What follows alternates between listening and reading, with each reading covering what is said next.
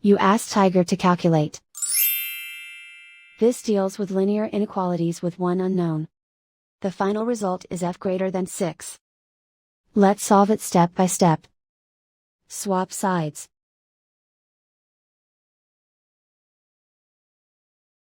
Group all constants on the right side of the inequality.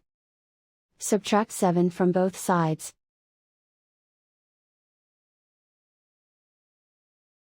Group like terms.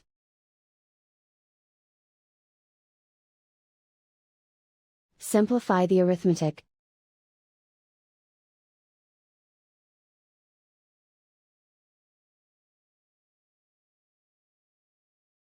Convert the f into a positive number. Multiply both sides by -1. Whenever you multiply or divide by a negative, reverse the inequality sign.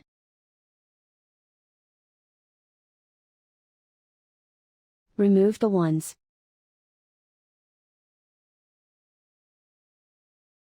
Simplify the arithmetic.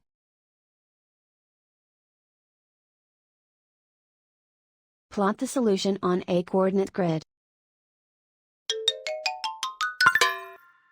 And so the final result is f greater than 6.